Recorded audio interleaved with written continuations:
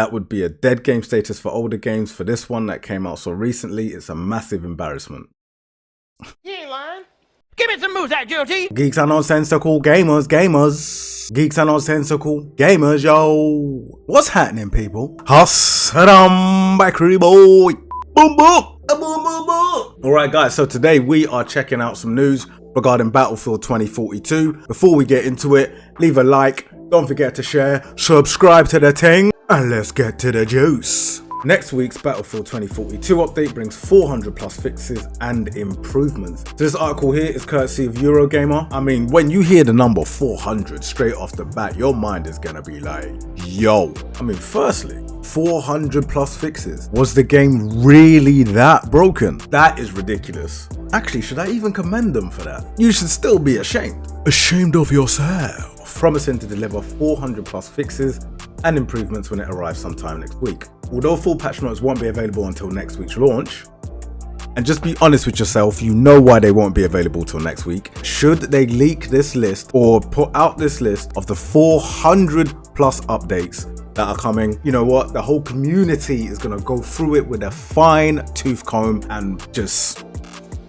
do what the internet does. Looking forward to seeing how extensive that list is. And also let me say, I don't have a copy of Battlefield 2042. I have in the last few weeks seen it for a relatively low price, have contemplated picking it up. I've asked around a few friends who still say nope, it's not in any condition to be played, so I'm still holding out. Now, anybody that knows me knows I am the support guy. I am a medic through and through. And that's the one thing that annoyed me the most about this game, is that the animations when it came to resuscitations or using the defibrillator,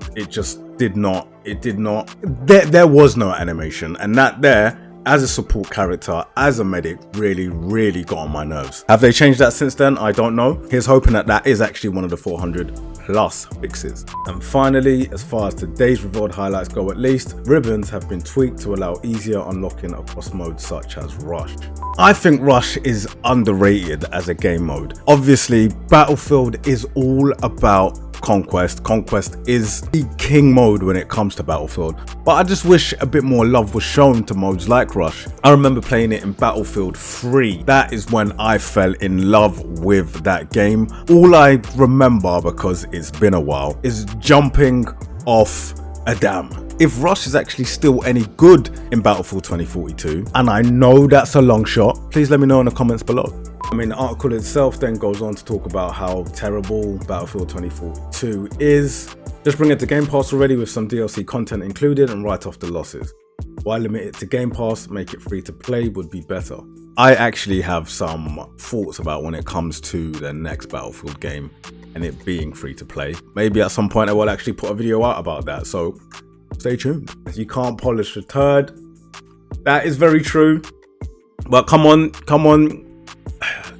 For those of you who are still Battlefield fans out there, I mean, we have to understand that they are trying to make things, I want to say right, it is a bit too far gone. But here's hoping, because they managed to do it with Battlefield 4 as far as I can remember. I know the launch was nowhere near as bad as this one, but I do remember that being somewhat of a shambles. Many games are now doing that these days. It does not make it right as a practice at all. But here's hoping that Battlefield is able to actually make these changes and adjustments to make the game better. They're too late, the game is dead. Pretty sure their concurrent player count was around 1,000 a few days ago. That would be a dead game status for older games. For this one that came out so recently, it's a massive embarrassment.